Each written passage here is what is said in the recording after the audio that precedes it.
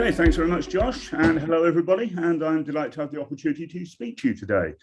So as Josh says, the topic of the talk, and as you can hopefully see on the slides if the technology is working properly, is cybersecurity. And I'm posing the question, is it automatic for the people? And indeed, should it be? And do we want it to be? And let's explore this as we go through. So I'm going to start off by talking about some indication of our relationship with cybersecurity, particularly from our perspective as end users. And that will lead us into some discussion about, why might we need some sort of automation to help us with where we are with cybersecurity? That then will lead into a couple of areas where I'm going to present examples, again, of the way that we as end users tend to encounter some elements of automation already, or at least have the opportunity to have some elements automated for us. So I'm going to look at user authentication as one area, which, and you'll see from the examples, they will be things that you'll be familiar with encountering yourselves. And also the issue of updating our systems, which is something that, of course, as end users and as organizations, we are very much needing to do from a cybersecurity perspective, but quite often there are practical barriers to us doing so. And so automation has a potential role to play there. But then leading towards so the last part of the presentation, I'll be talking about what I've termed the bits that we can't automate. So essentially talking about the people aspect and making clear that we shouldn't be overlooking the fact that, we're automating these other aspects to make it easier for people, but people still have a specific role to play. And we need to think about how we support that in the areas where we can't just get some technology to do it for them. And that will lead us to some conclusions. And hopefully there will be plenty of time at the end for questions as well. Okay, so I think it's fair to say that over time, end users have suffered a bit of I'll term it a difficult relationship with cybersecurity. So it's there, but it's not necessarily something that everybody loves. And so perhaps at best, in many cases, we're seeing it as this thing I've termed a necessary evil. So we know we've got to have it, but we don't have to like the fact, so to speak. And as a result of that, and part of the reason why I suppose people see it that way is that it requires things from us that, perhaps they wouldn't have been the things that we were switching on our device or sitting down at the seat or getting our device out of our pocket to actually do. But we know that because we've got our data, organizational data, other people's data to protect, then we have to endure, perhaps is the word, some elements of security in order to protect us. But in its worst case, security can be, frankly, a nuisance. It's actively and actually getting in the way of what we're trying to do. It's not the productive task that we've sat down to do, as I said. Having said that, over the years, things have got somewhat better. We've seen certain things become increasingly automated. Certain elements of security have become less intrusive for us. And ultimately, there are aspects now that we could say are far more usable than they used to be. And again, as examples of this, automatic updates, I'm going to talk about that as part of the presentation. We have elements of protection now that are pre-configured for us. So sort of default settings, for example, that are actually security aware, as opposed to going back many years now, you would have found, I'll give you the examples, things like security features in operating systems not being switched on by default, the encryption on our access points not being switched on by default. But now that's the norm. We have those things enabled, and we have what we could term frictionless technologies. So things that try to smooth our way through the use of security. So let's move along and think a little bit further. So, okay, on one level, automations have delivered a gain for us in terms of protection, because as a result of them, we or our systems are doing things that we perhaps otherwise wouldn't have done. But there's still a question, to what extent have we really succeeded in this case? Has automation gone as far as we need it to, or as far as it could go? As a result of the conveniences perhaps that we've seen already, has cybersecurity become something that users as a result regard as convenient, that they regard as acceptable?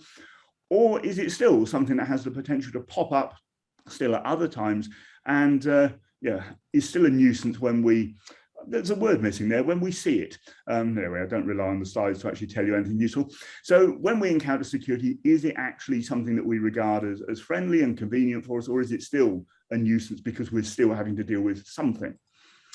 And if we've automated certain elements of it, to what extent do we remember how to do things when those automations aren't available? So if we had to fall back to manual ways of doing things, and for example, relying upon us, the users, to apply updates and do things in that way, are we going to do it, or are we at risk of automating things out of our list of concerns so that we just assume that the system is doing things for us, that it's all there and we don't have to do anything about it? So I say these are some of the issues that we should explore as we go. But ultimately, it's all with cybersecurity. It's a balancing act between the things that we need, so that the things on the left-hand side of the slide there, the security, the protection, the safeguards, all those good words. If you look at cybersecurity surveys, that's what people say they want. They want protection, they think it's important, etc., as we shall see in a minute. But also we need it from our perspective to be convenient. We need it to be tolerable. We need it to be usable. So all those things that are affecting our perception of what we're being asked to do. So let's look at there's actually some recent survey results from some data we captured for end users, part of a recent MSc project that one of my students did at Nottingham. And so we asked these end users a variety of questions, and it was all leading towards a purpose that I won't be talking about within the presentation here, but some of the questions about their perception and positioning on security were interesting in the context of this talk. So I thought I'd share them with you. So one of the early questions we asked was, how important is cybersecurity? And this is a group of general end users. And so 81%, the vast majority, it's extremely important. And it's somewhat important to another 13%. And only 1% went out on a limb and said, no, it doesn't matter. It's not important at all. Why would we care about security? So for the vast majority of people, that at least in conceptual terms, it's important, and they will say it is. So how does that track through to actual attitudes and behavior more specifically? So it's important then. So how committed are you to it? So remember, 81% were thinking it's very important, but now we have a bit of a drop in terms of those that are very committed to it. So it's almost half there now that are ticking the top box, so to speak, in the questionnaire. So, okay, about half are open to making an effort, and the rest probably wouldn't commit to making efforts required for security. So we're already increasing the proportion of people, only slightly, but the proportion that are on the wrong side of things from the security perspective. And certainly the fact that half are open to making an effort is not quite the same as saying it's very important or extremely important, etc. It's all right, you're open to making the effort, you're very committed to it. Can you do it? So how much knowledge do you have about cybersecurity was another thing we asked them. So now 41%, similar proportion in the top category.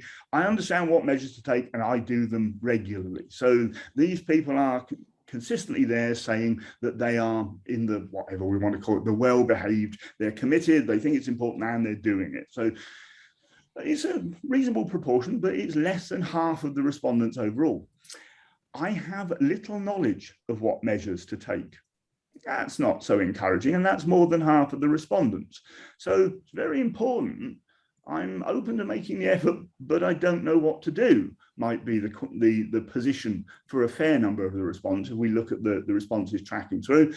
And I have no knowledge of what measures I should be taking, say 5%. So some of those that thought it was important still don't know what they're supposed to be doing about it. So yeah, this was amongst end users, but you see a very similar picture if you look at something like the cybersecurity breaches survey, which I'll come back to later, amongst UK organisations. The top line result, security is important, but as you go through and look at other responses, you begin to question, well, exactly how important is it? And if it's that important, why aren't you doing a bit more about it? Okay, so then we asked our respondents a bit more, what issues are you encountering that are barriers or preventing you from doing as much security as you perhaps said you'd like to? So it's time consuming, said more than half of them. Equally, half of them said it's hard to understand, hard to remember to do it. It's confusing.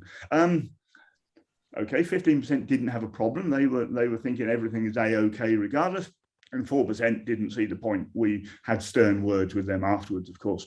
But looking at the first 4 responses on that slide, this is perhaps a call for having things automated for us to make it more straightforward. If it's taking up our time, then having something that takes it out of our hands and performs it for us is going to be helpful. If it's hard to understand, if something else can do it on our behalf, we don't have to understand it as much. If we don't remember how to, or if we don't remember to do it, well, having it automated will do it for us, so we don't have to remember. And if it's confusing across different devices and services, automation again can help there because it's going to do it on our behalf, so we don't need to be confused. So a number of indicators there as to why automation could be quite useful. And of course, yeah, the thing about it taking time, well, let's think about that. And again, from the end user perspective, think about what you have to do in terms of your interactions with security on a daily basis or weekly basis, or depending on, you're looking through that list now and thinking, well, how often do I do some of these things? Hopefully you do at least all of them at least once on a matter of regularity. So typing in passwords and pins, well, perhaps we don't really want to do that, but it's one of those things that we know we have to do. And each time we do it, it's taking a few seconds of our time. If we're installing updates, that is increasingly, and we'll come on to that, but it increasingly happens in the background, but we can still find situations where, okay, we've got to close down applications to allow them to be updated. We might even have to restart the system to enable updates to take effect. So that's disrupting the good work we would otherwise have been doing.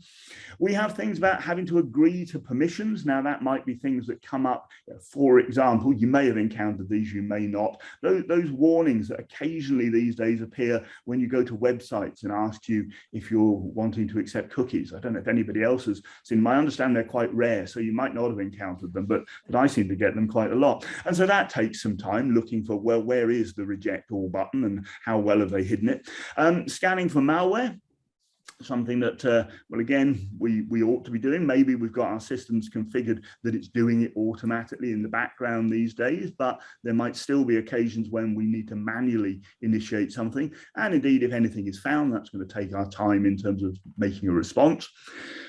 Configuring our settings, making sure everything is set up and up to date. And backing up our data, which is, of course, something that everybody does as a matter of regularity. But again, that's something that even where we can get some automation as part of it, it is potentially going to take time for us. So moving us on to the next slide. And now we'll focus on a couple of areas that I mentioned we would focus on. So we're going to look at user authentication, and then we're going to look at the issue of backups, not backups, of automated updates. See, I don't even know my own talk, lose my place.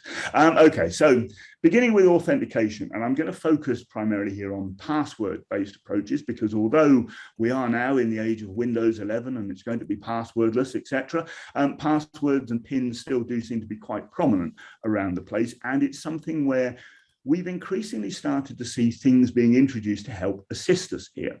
So we've got an example of this. This is from Apple's Safari browser, and it's an example of one of the cases where browsers can now generate passwords for us. So automating a couple of things, insofar as it now automates the task of creating the password. We don't have to think about it and go through that process that, quite frankly, we're often a bit bad at.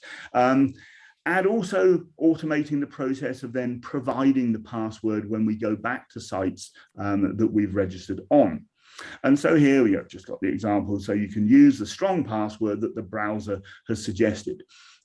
So, okay, it's helping me in that respect, but perhaps it's also on the side, maybe de-skilling me, insofar as it also can avoid me knowing what the password is that's been created and needing to know the good practice that is all around us on various sites telling us what we ought to think about and do when creating passwords. Well, if the browser's doing it for us, we're not going to internalize and follow that advice perhaps as well as we otherwise might have. So here we go. Here is an example of it in practice, and almost immediately we find that this automation that's been introduced to help make our lives easier and to make it smoother, reduce the friction, isn't working. So Safari has done the job. It's created me a strong password, but the website that I'm using doesn't seem to like it because Safari, bad Safari, has created a password that's more than 16 characters long. And this website doesn't want anything more than 16 characters, and so it's rejecting it.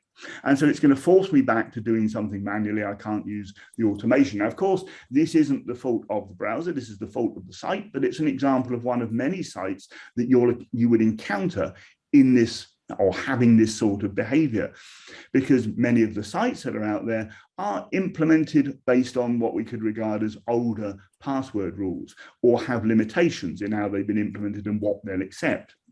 So some of them will be looking for limits on the character length. Others, as we shall see, will be imposing restrictions or requirements on the password composition. So looking for different character types that the browser auto suggestion might not incorporate.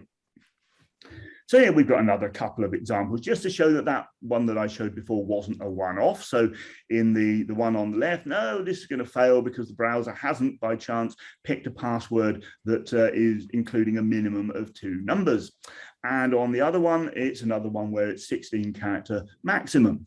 Okay, so right, the automation is there, the feature is there for us to use, but in reality, we're being prevented from using it. This one, well, I thought this one was fun in the sense that this one, yet again, auto-rejected the strong password that was auto-created. So passwords in this case must be mixed case, and it must therefore use upper and lower case characters, the auto-generated password. Although strong, according to the browser, didn't do that. But, well, do you want to know what was accepted as my choice after the strong auto-suggestion was rejected? And you can see an element of the strong auto-suggestion, that TEXGUS or whatever's there, and it would have gone on for quite a bit longer, so it wasn't very meaningful. So it actually accepted password 1, exclamation mark. Okay, so there we are. Luckily, it reverted to requiring a strong password. And just to add some irony, this was the registration website for an information security journal that I do reviewing for. So great stuff. And there's other cases when actually I'm not able to use the automation. It really would help. So again, this is one where, okay, the browser's done its bit. It's suggested an automated password or an auto-generated password for me. But perhaps unsurprisingly, when you look at this list of password rules, this password doesn't satisfy them. And so I throw this one in just because I thought it's fun. It's the most, I'll call it, interesting set of rules I've ever, or I can remember seeing. I might have seen others. I'm getting old, I might forget a lot. But if you ever come across a set of rules as interesting as this, or maybe even better, email it to me. I'll use it in future slides as an example. Okay. So yes, so just to add some insult to injury here, what actually happens here is the browser or the site rejects the password because it doesn't satisfy the rules, but the browser has auto-generated it and remembered it. I don't know the password. It isn't yet stored on the target system because it doesn't satisfy the rules, but it has ended up stored on the local computer in the keychain. So from the browser's perspective, as you can see on the dialog, it thinks it's done its job. It's done the automation. It thinks it's changed my password, but it hasn't, thanks to the way this site has been implemented. And I have to actually go through the process all again manually. So here, the automation has actually made life even worse, thanks to the way that site is implemented. Okay. So taking us away from passwords, trying to reduce the friction and make things more automatic for us and smooth the process, we're now seeing a lot of use, of course, of biometrics. And as I say there, this is very much driven by usability and making the process easier for us. So here we've got a couple of quotes on the slide from both Google and from Apple when they launched, in the first instance, biometrics on their smartphone devices or platforms. So for Google, this was on Android with Face Unlock, which first appeared back in 2011. And their basis for this was not, it's going to be stronger security, you're going to be more protected. No, what they said was, it's making your device more personal. And on the iPhone, Apple make the point, you check your phone dozens of times a day, probably more, and having to take it out and type in a passcode, particularly if it's a strong passcode and more password-like, it slows you down. So in this case, it was for what Apple termed Touch ID, which is their fingerprint recognition. So in both cases, the authentication becomes easier.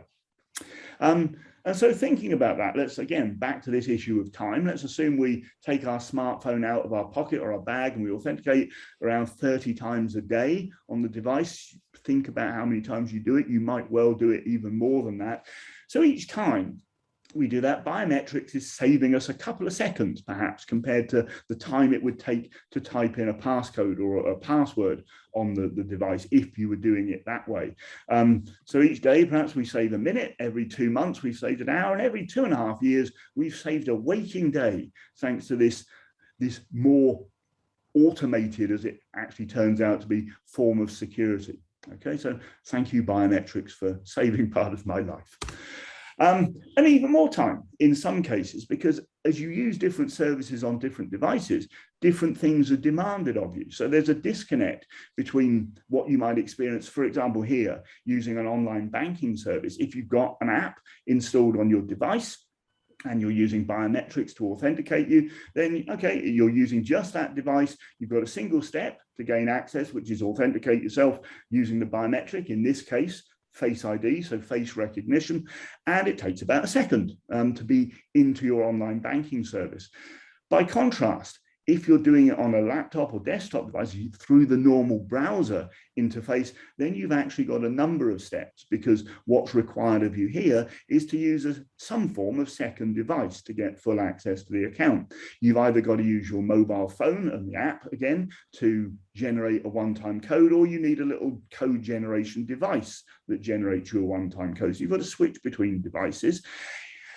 And multiple steps, so answering a number of questions, generating a code on one device which requires you to authenticate on that device, and then going back to the browser and providing that secret there. So that process, even if you're fairly experienced at getting access to your money, as I like to think I am, takes around half a minute. So the fact of the way something has been implemented on one platform versus another, and that smoothing of the process again, makes it far easier.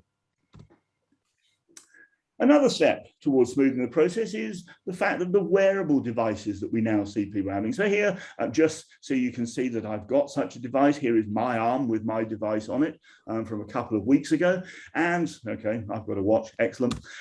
So what can I do with that to reduce, again, the friction of my use of other technology? So by virtue of having the watch on, other devices can now detect that, and they will unlock in the presence of the watch. So I actually don't have to type passwords or pins on the devices. So even if I'm using a device now that doesn't have a biometric that would have made my life easier, the watch will do so instead. And also in cases where we're using two-factor authentication or multi-factor authentication, I can use the watch as the device from which to make a confirmation of that. So it's adding an extra convenience there and saving me from confirming in a more manual way of having to do it. Okay, so that's authentication. A number of things that we can see where attempts have been made to automate life for us, but don't always work. And a number of areas where, okay, thanks to the way that the technology is evolving, the process of authenticating ourselves has become smoother and perhaps feels more automated to us. Okay, so moving on to another element, so this issue of automated updates. And here I'm sort of posing the question, us as users, how much automation do we actually want to have? So do you find yourself in the position that I'm illustrating on the slide here? I've been told by the Microsoft Update Assistant, which is how it appears on a Mac, that updates are ready for me to install. What am I going to do? Am I going to restart the apps that are going to be affected by this? All of my Microsoft apps that require an update need to be shut down. So whatever I'm doing at the time, I'm at least going to momentarily lose and then have to bring back up again. Or am I going to opt for update later and defer the process? Because even though all I have to do is say restart apps and everything else will be automated, it still doesn't necessarily feel as convenient as it might do. So the automation still isn't going far enough because it needs to do some other things behind the scenes. So why don't we like this particular type of automation? even though it is automating a process that we previously would have had to do far more manually. But of course, it interrupts our activity. It needs us to save work. Even if we're going to close the apps, if we've got unsaved things, we're going to get lots of dialogue bots saying, do you want to save this? Where are you going to say? And it's going to take a few minutes to bring order to the situation. You might find, as you sometimes do, you may have experienced this, that it requires a complete restart of the system. And it doesn't always tell you how long it's going to take. So I think the latest version of Windows, so in Windows 11, for example, it's going to tell you, or it's going to try to tell you how long an update is actually going to take to fully work through the process. So you can plan it and schedule it accordingly, or know if clicking that button to allow it is a good idea or not. But we've had a lot of these experiences where we've perhaps become averse to doing or to allowing the automated bits to run because of the fact that it's perhaps not as smooth as it would like to present itself.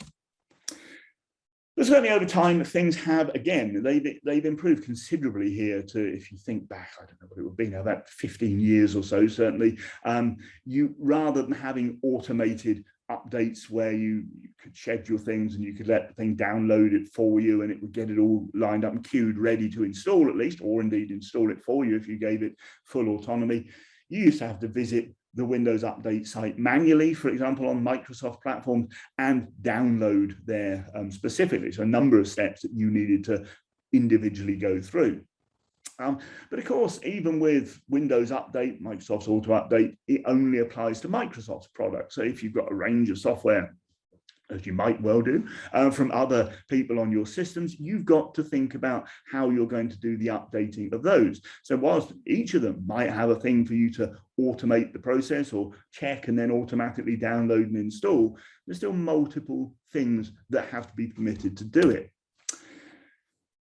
Over time, certainly the dialogues, the way the process has been presented to the end user has been simplified and guides them more towards allowing the system to do it, to give it that autonomy. So comparing there, I think that's Windows 7 to Windows 10 in this particular case.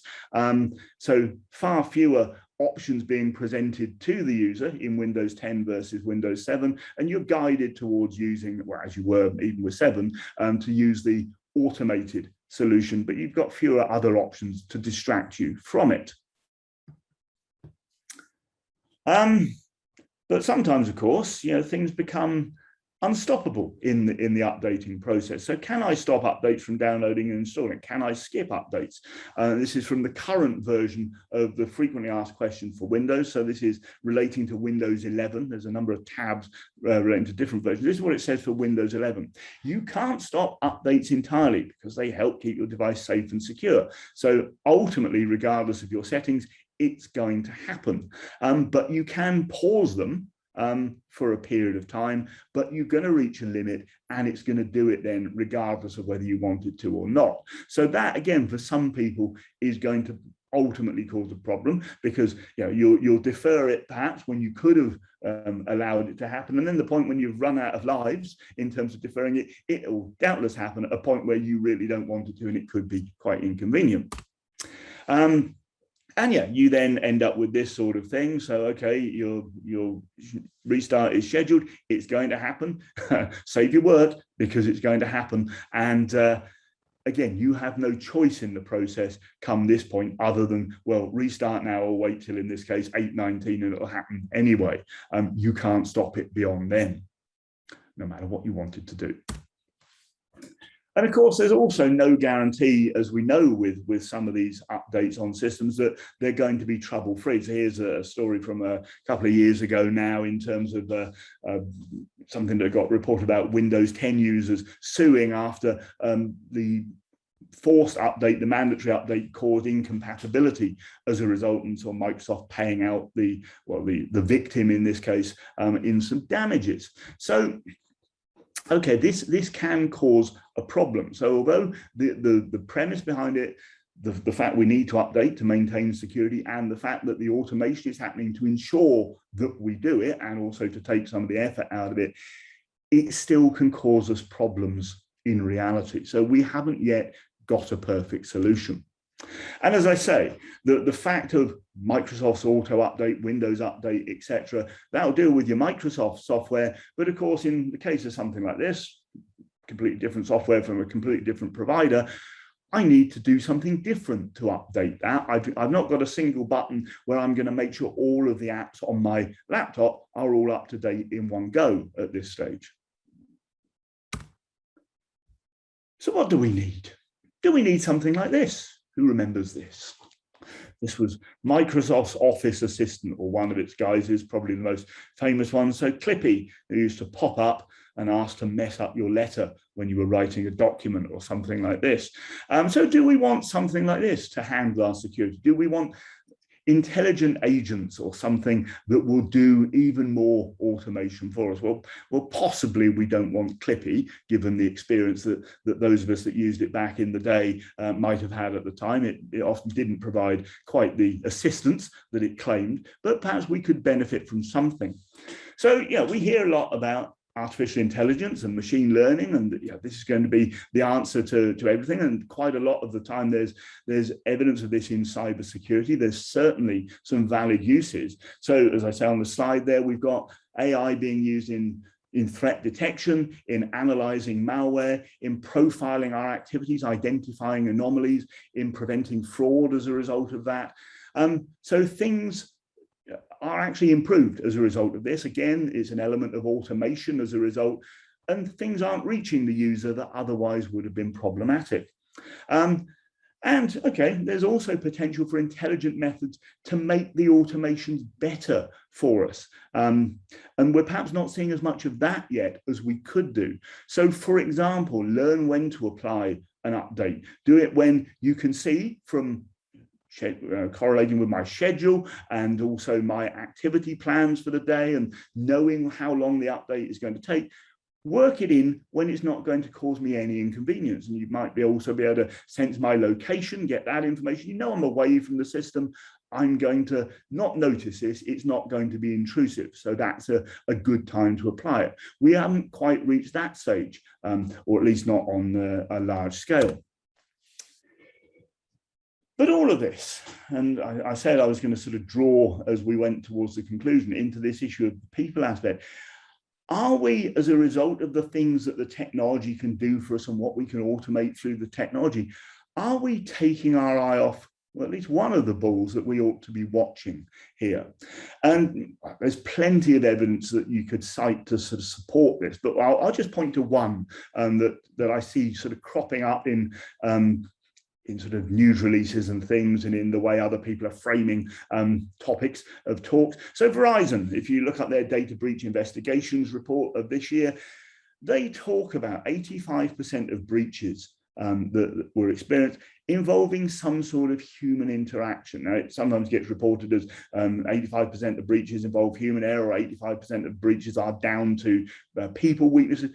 What they say in the survey is it's 85% of breaches involve human interaction of some form. So whatever the actual reason, whatever the interaction that's involved, automation apparently isn't catching these bits because the breaches are still occurring because of it.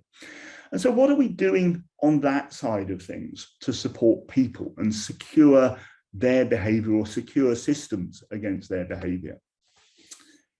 So if we look at, and I mentioned earlier, the cybersecurity breaches survey, here we've got some results from this year's incarnation of it. This is the different types of breaches or attacks that UK organisations reported encountering in the last 12 months. And we can see a whole range of different things. But which of those categories do we think would be more easily avoidable if we had a cyber-aware user community on our side? And I'll suggest that at least out of all of them, these ones that I've highlighted here are likely to have an element where at least some of the breaches or incidents that occurred could have been prevented if staff users were more aware in that context.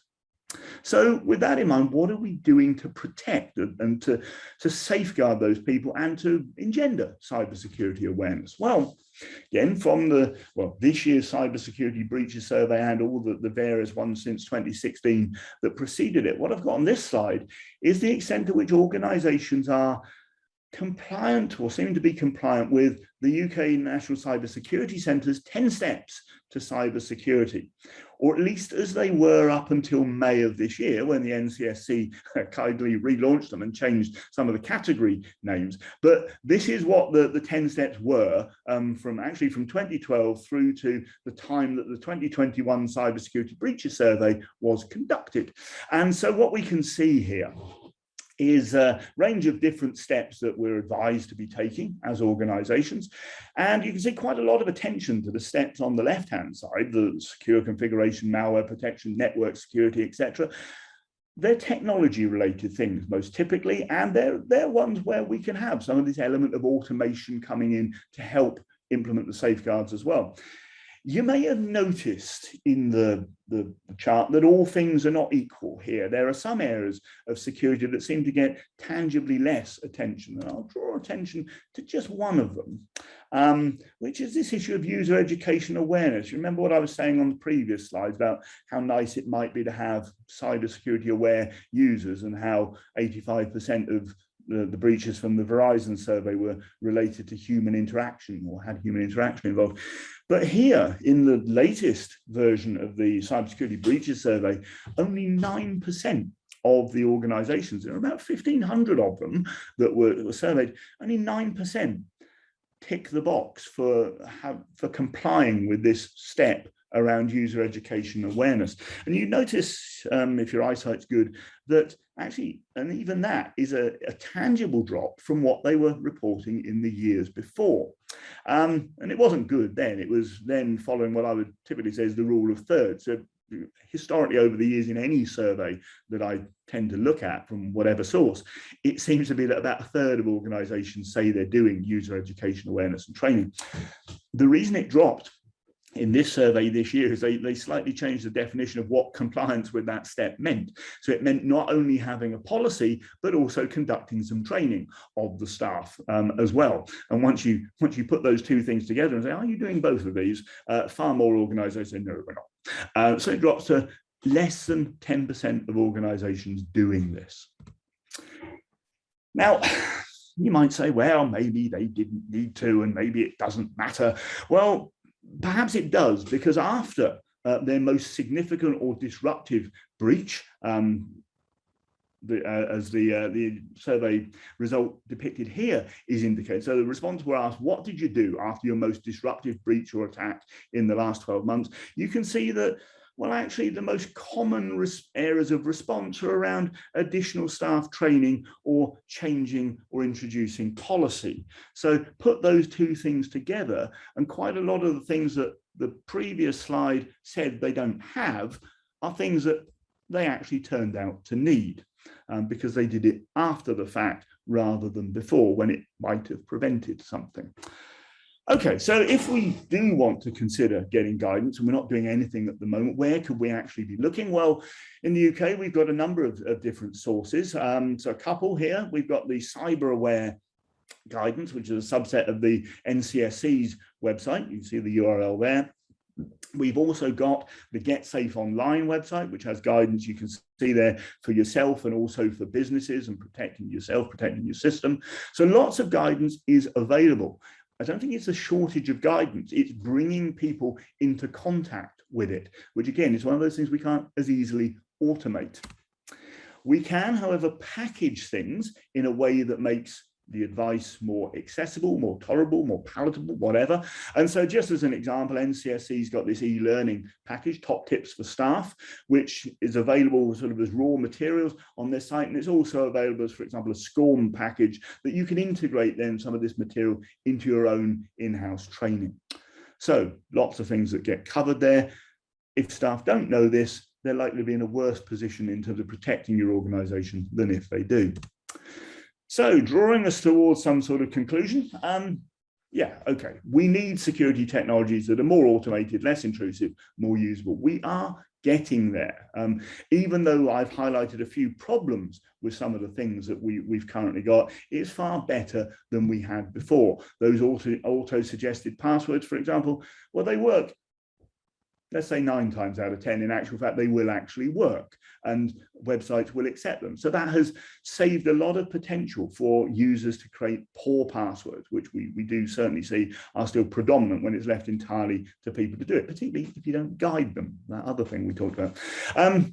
But it's important to recognize the automations don't always work as planned, as we've seen, and there are some things like the last bit with getting across to people that can't be automated. So we still need to have the security aware, security literate user community as part of our overall landscape of protection in order to be as effective as we can overall. And so with that, I conclude the yabbering, and let's see if there's any questions.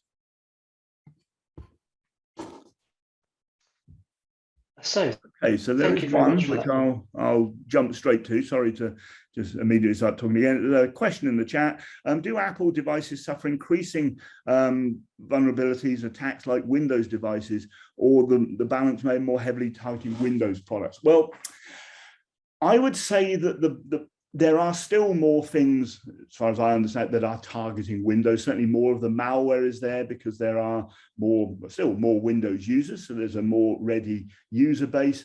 There's less, perhaps, default protection on some of those platforms, although Windows Defender now is there by default in the modern installations of Windows. So that has got a level of safeguard, doesn't rely on people installing their own anti-malware protection.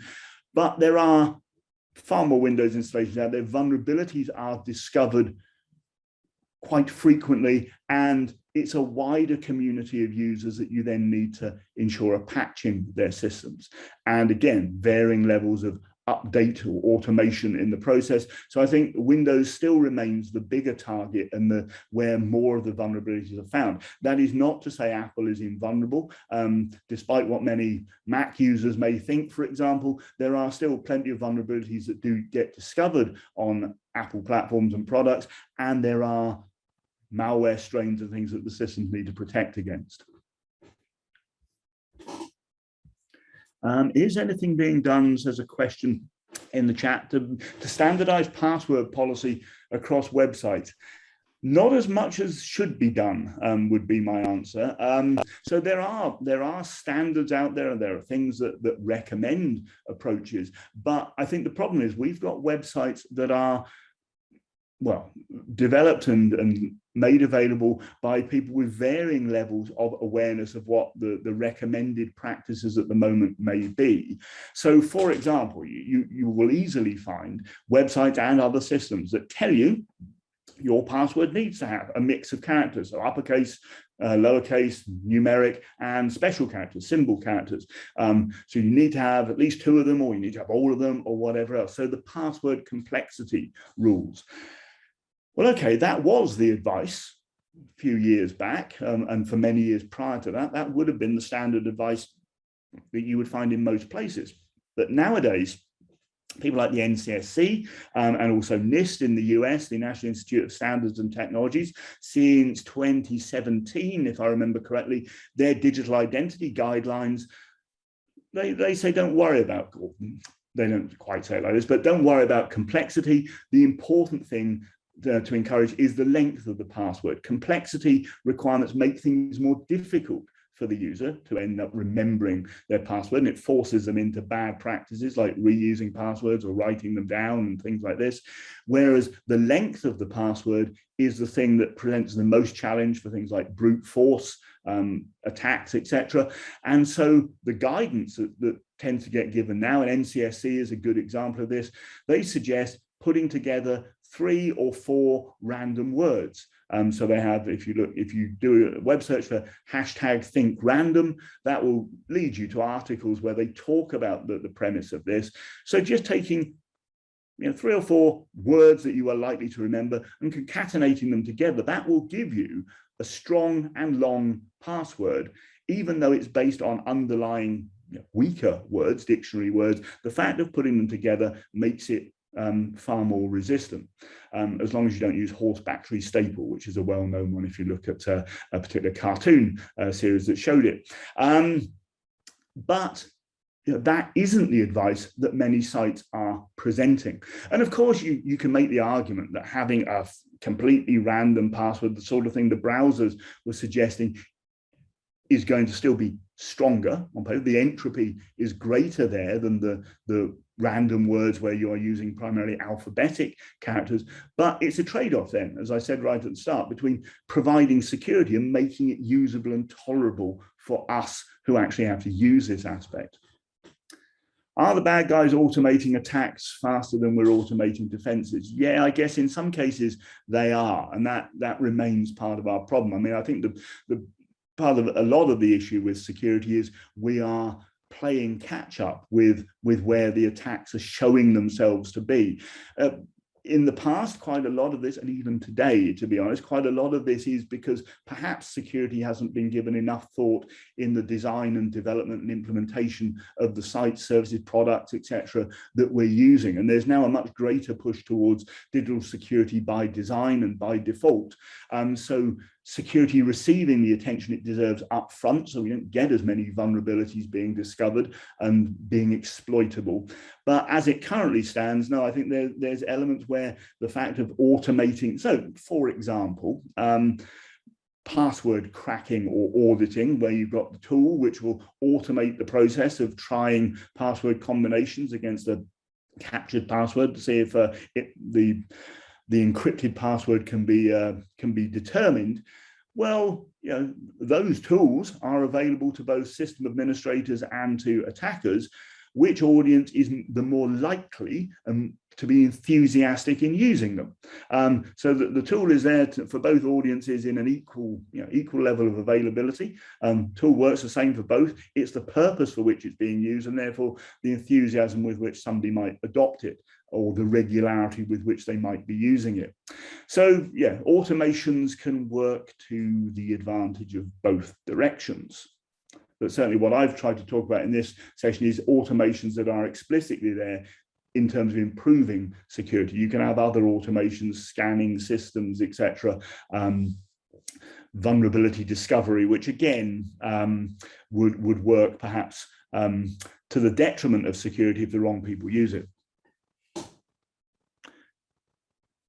So a question in the Q&A, the government's trying to push accountability for consumer financial security back on financial companies, e.g. banks are liable for repaying consumers who are phishing victims. Do you feel this will be successful in forcing banks to take measures to reduce the impact of these attacks? Well, I guess, I can't speak with a position of authority here, but I guess it will be forcing the banks to be doing more to encourage awareness of their customers and having more measures that will try and prevent phishing attacks from being successful. I mean, already we've seen things, for example, like the banks having to introduce, they had this for many years, they don't send you emails now to communicate with you as their standard means of actually telling you anything.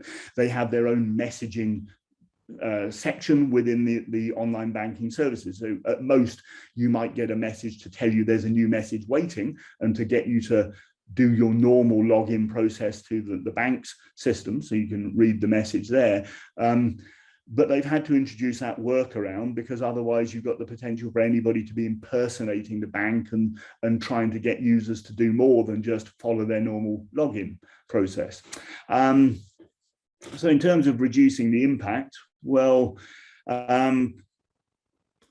it's difficult to think how they would do that if the money's gone. Perhaps the impact on the customer. I mean, what you do see already is sort of the customer being shielded, and it has been for some time, from fraudulent activities anyway.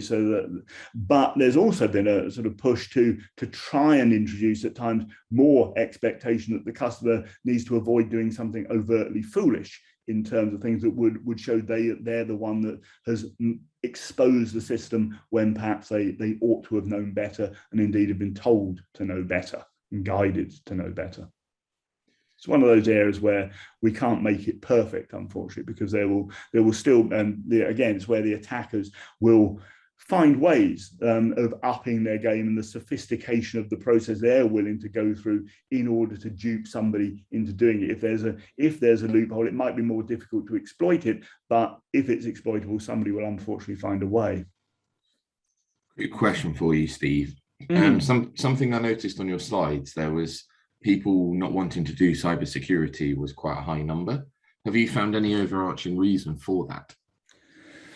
So I think it's that issue of, well, it's too difficult. I don't want to do it. Why should I do it? What have I got to protect? So sort of in some cases, not understanding why it's relevant to them. I mean, particularly remember we were talking about end users here in that particular survey. I think it's a different question when you look at the proportion of organizations that aren't doing some of those 10 steps. And there it comes down to perhaps issues of cost and complexity and having the skill in-house to do it, etc. There are actually myriad reasons why people might not do it, but where they're actively making the decision not to do it and perhaps have a negative predisposition, it's likely to be motivated by sort of don't see the point, don't want to spend the money on it, or literally can't be bothered because not had a problem with it so far, so haven't had the motivation to actually have to deal with it.